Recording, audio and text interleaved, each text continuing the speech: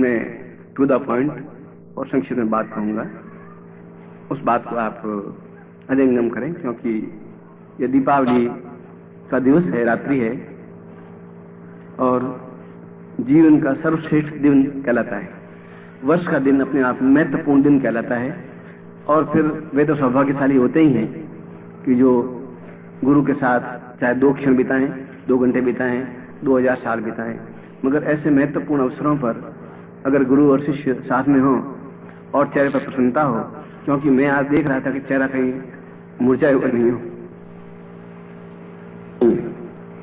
ये मैं एक प्रसंग सुनाता हूं जो कि आपके जीवन के लिए भी महत्वपूर्ण है, और मेरे लिए तो सीने पर लिखा हुआ है। मैं जब पहले कि लंगोट पहने हुए, न कमंडल था न दंड था, और स्वामी सच्चिदानंद जी के पास पहुंचा था, मैंने उनसे कहा कि मेरे पास आपको देने के लिए कुछ भी नहीं, मगर मैं आपका शिष्य बनना चाहता हूं, ऐसा शिष्य बनना चाहता हूं कि पूरे जीवन भर मैं गर्व कर सकूं और मेरे होने वाले शिष्य भी गर्व कर सकें कि कोई गुरु हमें जीवन में मिला है।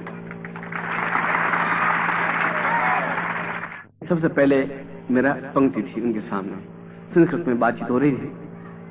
उन्होंने कहा कि सारी बात मैंने सुनी कि तुम्हारे पास सब कुछ नहीं है, मगर तुम मुझे एक हाथ काट के दे दो और मैं तुम्हें 2 लाख रुपए देता हूं, तुम हाथ काट के दोगे? क्योंकि नहीं दो पाओगे।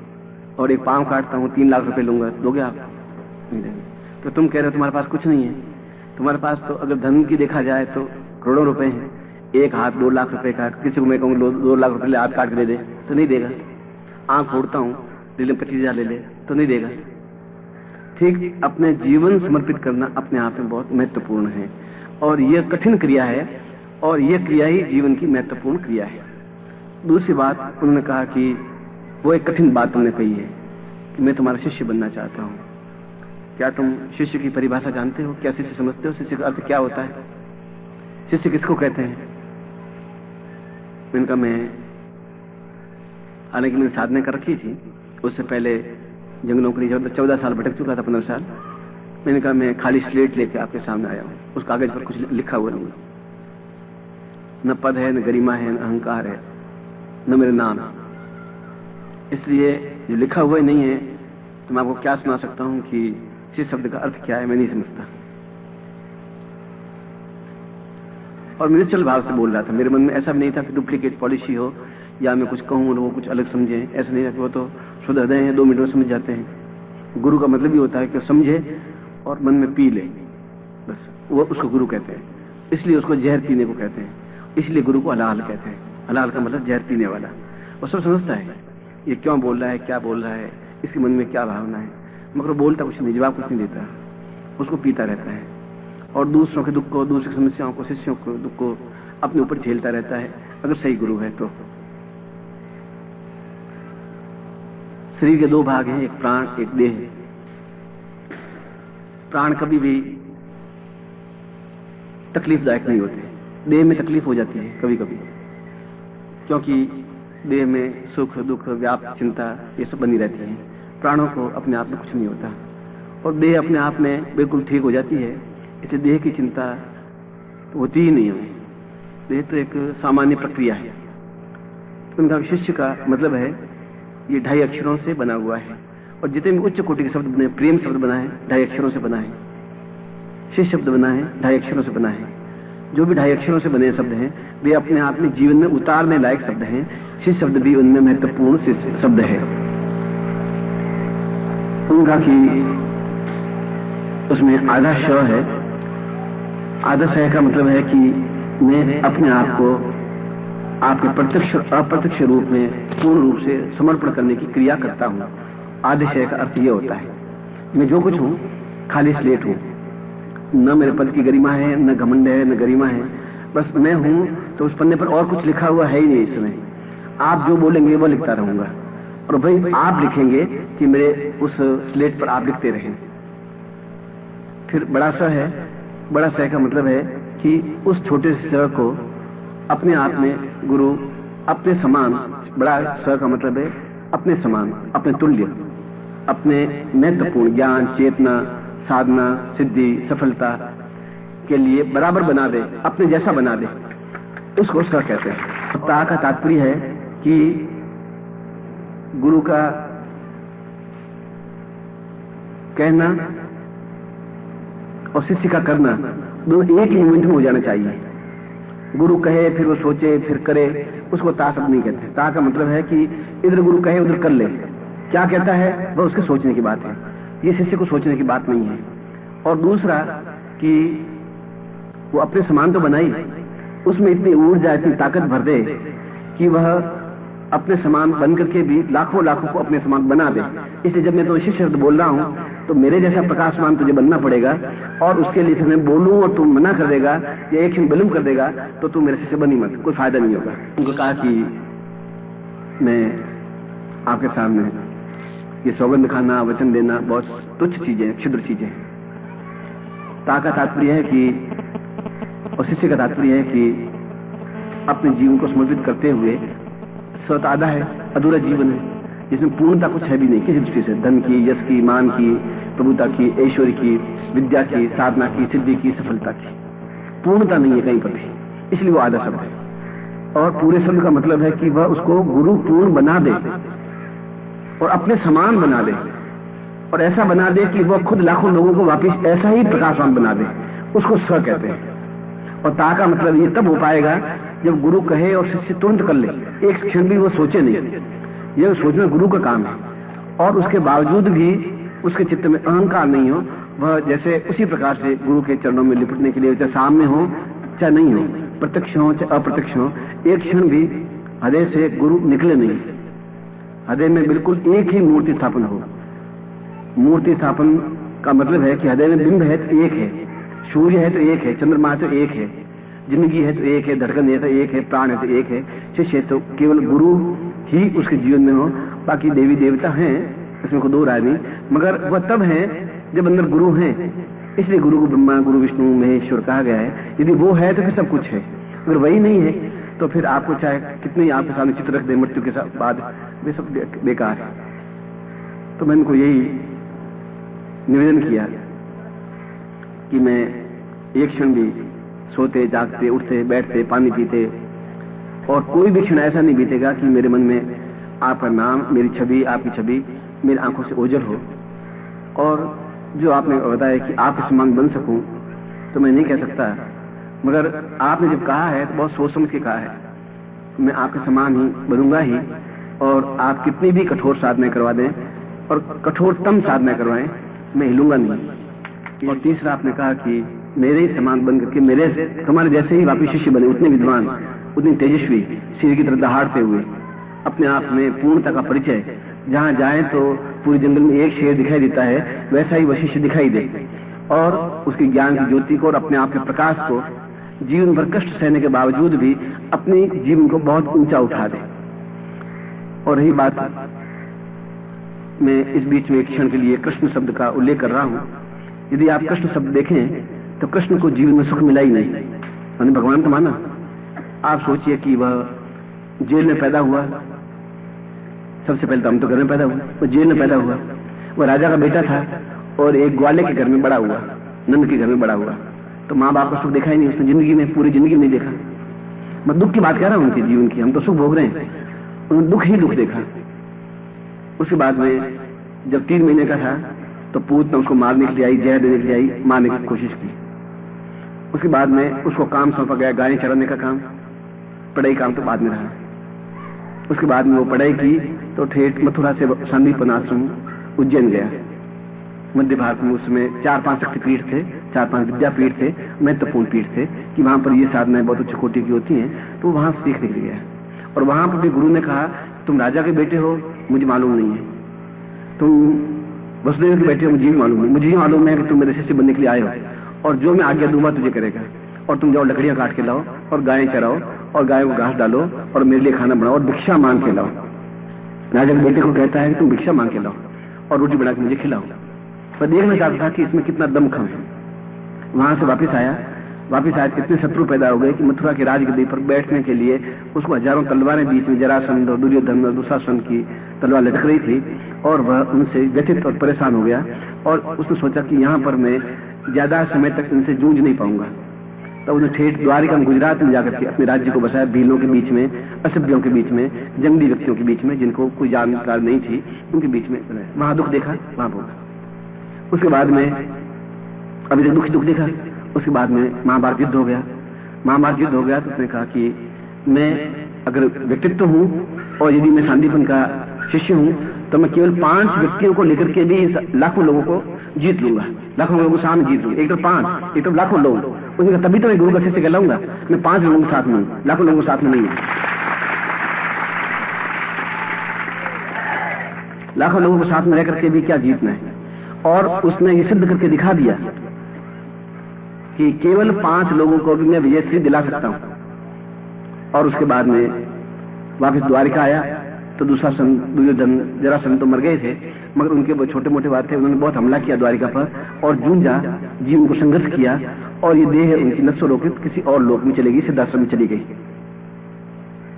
ये सारा जीवन का प्रारंभ और जीवन का अंत दुखमय ही बीता।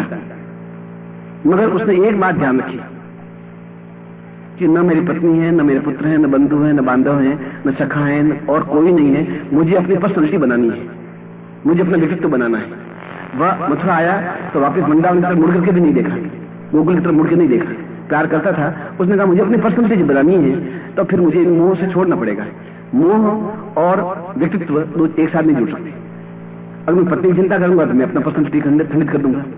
अगर पुत्र से मोह करूंगा तो अपनी पर्सनैलिटी खंडित। उसने कहा मुझे पुत्र की जरूरत है ही नहीं, पत्नी बाद में शादी कर लूंगा, मगर मेरा व्यक्तित्व अपने आप में अद्वितीय सूर्य की भांति हो, हजारों साल तक लोग याद रख सकें।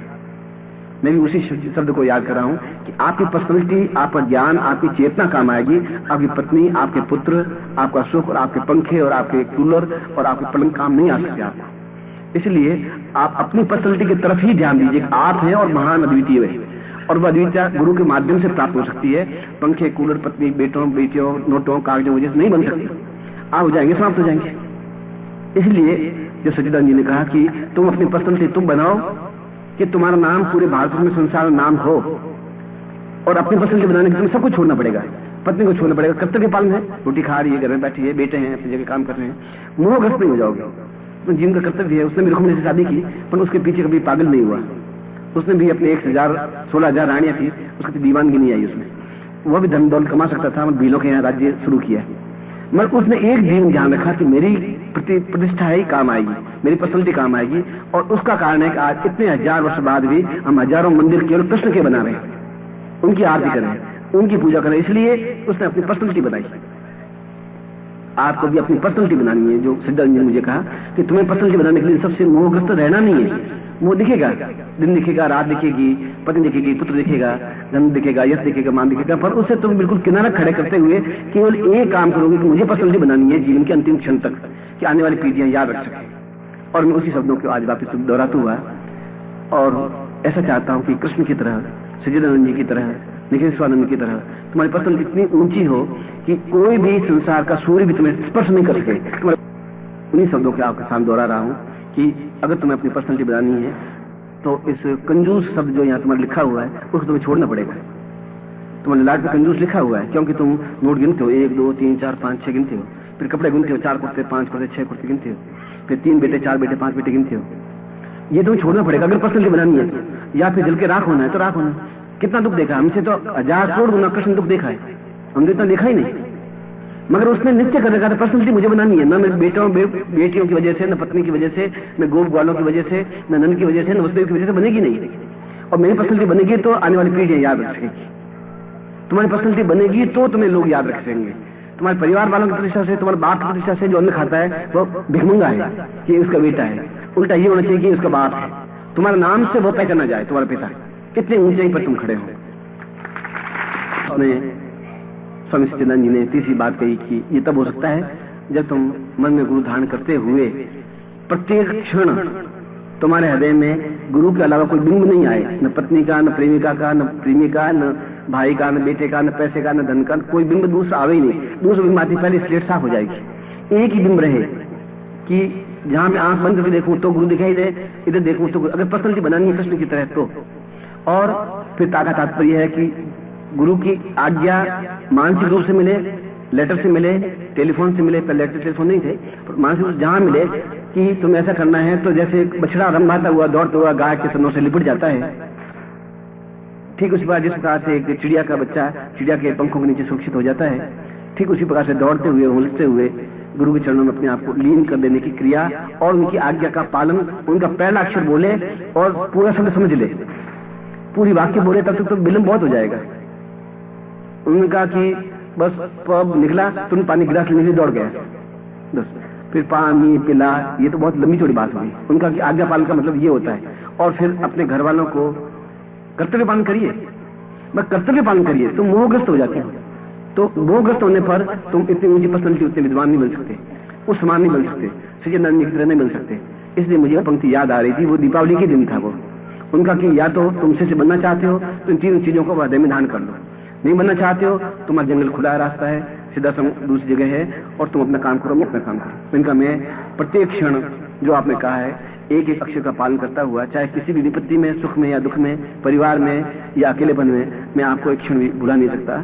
और जो ही आपका नाम होठों से उच्चरित होगा तो आंख में आंसू की धार मेरी जरूर बहेगी, और मैं आपके समान, और आपके समान तो क्या कहूं, पर आपके तुल्य योग्य बनता हुआ अपने सारे शिष्यों को इतना ऊंचाई पे उठा दूंगा कि पूरा संसार मुझ पर नहीं उन पर गर्व करे, ऐसा मैं विश्वास दिलाता हूं। और मैं आज आपको देख करके मुझे वही बात याद आ रही है कि सुबह के बाद में कल शाम से मैं बंबई से सीधी फ्लाइट नहीं थी तो दिल्ली आया। दिल्ली से आया, दिल्ली फ्लाइट लेट हो गई, भाई फ्लाइट 3 बजे आएगी, कोई बात नहीं, शाम को ठेठ यहाँ आया। अब मेरा मन फड़फड़ा रहा था कि मैं किसी ढंग से आपसे मिलूं।